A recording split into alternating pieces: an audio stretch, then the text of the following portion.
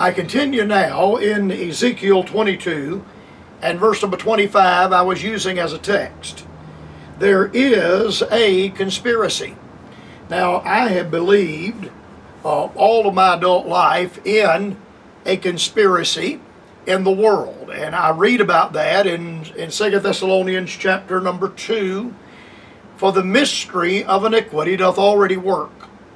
Only he who now letteth will let until he be taken out of the way, and then shall that wicked be revealed. That is a conspiracy. The mystery of iniquity is the adversary of the devil's overall world plan and goal. And that plan and goal is the presentation of the man of sin, the son of perdition. You and I understand him to be the Antichrist. And if I believe what I read in the Bible, and I most certainly do, I believe what I read in the King James Bible, then the conspiracy is pushing us toward a one world government. Now, by interpretation, Ezekiel 22, 23 through 31 deals with Israel and the reason for their dispersal from the land, a violation of the Palestinian covenant. And there was an active conspiracy. This is not just an apostasy, but a coordinated effort among the prophets, the priests, and the princes. And anytime you have a conspiracy, you have a plot or a plan that is developed between two or more people. And we have three people identified in this passage: the prophets, the priests, and the princes. There are many conspiracies that men are aware of, and they hear about the names like the Rothschilds and Rockefellers and the protocols and the cabal and the committee of 60 and on these various and sundry names go. But all of it falls back to the area of the mystery of iniquity doth already work. Only he who now letteth will let until he be taken out of the way. Now, when you and I read the Bible, we discover that the Bible is full of what I have been calling general truth. I understand that the interpretation of this passage is Israel, their dispersal from the land, and the reason for that is their violation of the Palestinian covenant, their violation of God's covenant with the land. But as I read the Bible, I discover that men in every age are the same. The corrupt nature is the same in every dispensation. And men today are like men in days gone by. There's no new thing under the sun. Men are the same today as they have been. So from that, you and I are able to discern and to learn what I call general truth. We get a general understanding of men. Notice what the prophets have done, and I dealt with this on yesterday. There is a conspiracy of her prophets in the midst thereof, like a roaring lion ravening the prey. You and I have observed that. We have seen the people of the world, the people of the United States. You look at hardline communist countries like Venezuela, North Korea, Communist China, and like a roaring lion, the leaders of those countries have ravened the prey. Secondly, they devoured souls.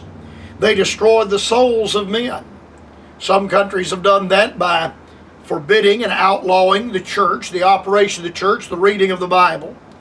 The massive book burnings that we read about in ancient history, those things are going on now in the United States. Hate crimes and hate speech legislation is a form of controlling the thought processes, what people read, what they understand, what they digest, is a form of devouring their souls. They have taken the treasure and the precious things, they've stolen, they've robbed the people, and they've raped the land.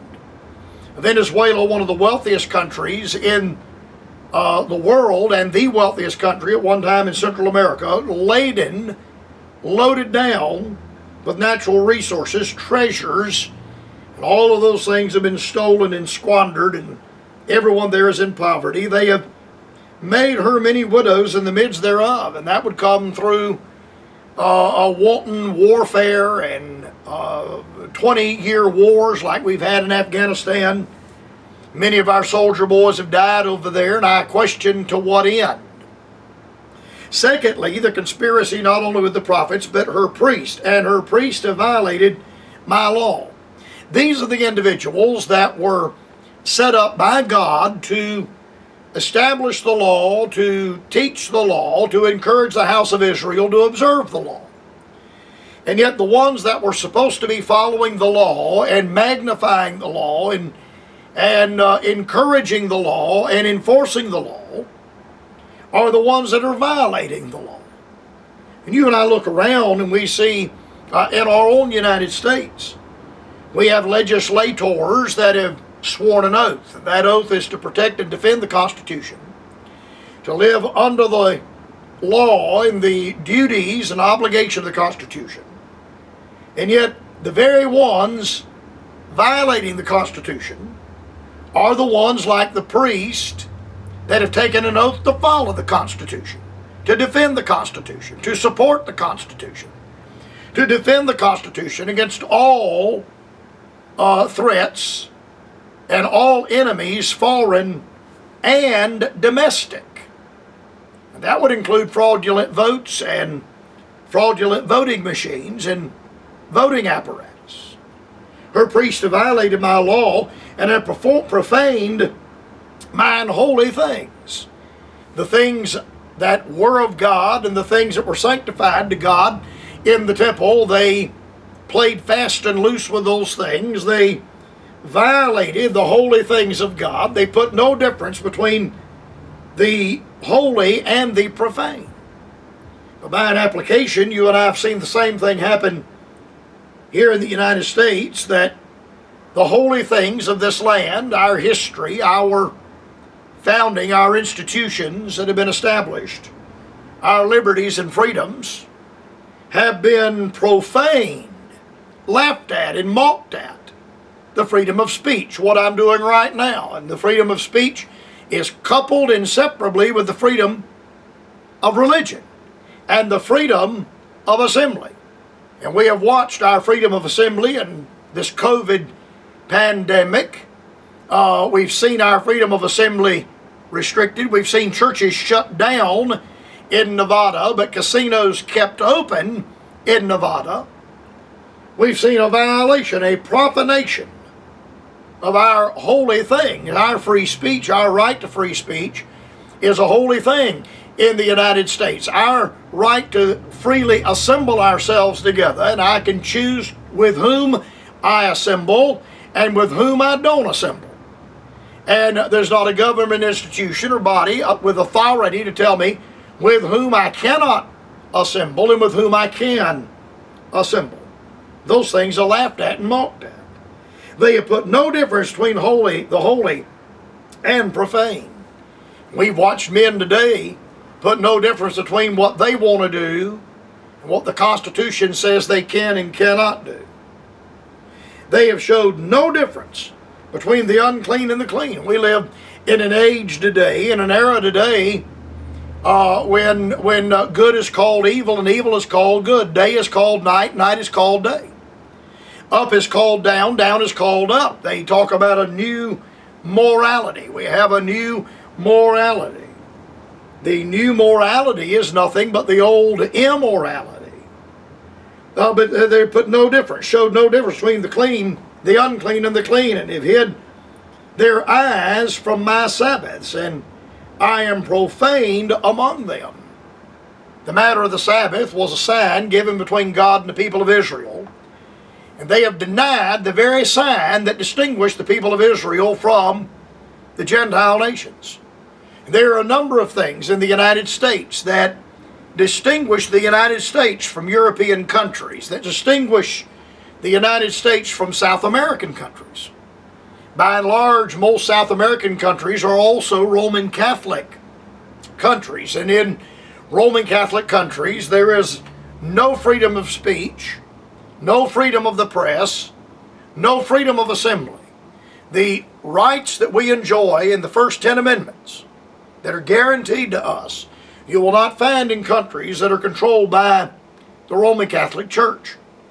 And the United States is distinct and different and distinguished from European countries because we have had a free republic. We have had freedom of commerce. We have had freedom to buy and sell, to build businesses, to manufacture.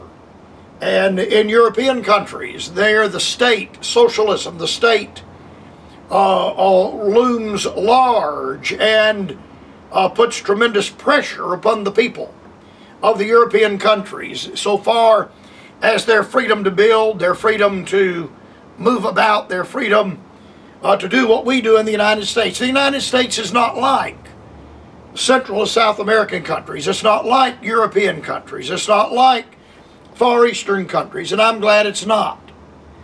Taiwan, the Republic of Taiwan, are very similar to the United States in freedom and economic freedom. And we see what communist Red China is trying to do to Taiwan and crush them and stamp them under their feet. And the free republic countries of the world don't seem to be going to the aid of Taiwan. And that little republic will be crushed by the red communism, the totalitarianism of China. They have profaned the things that distinguish us from the rest of the world.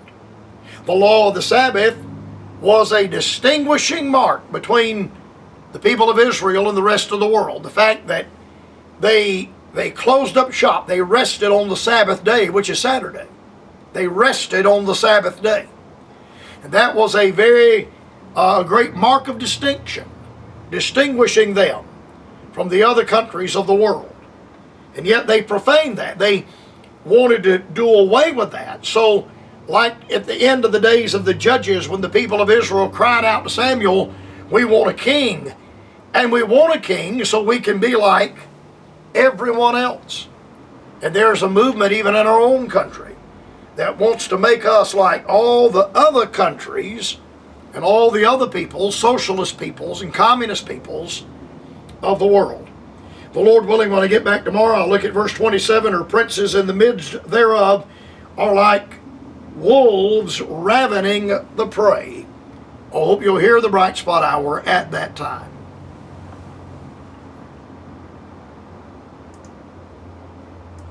The Bright Spot Hour, Post Office Box 4, Greenville, South Carolina 29602.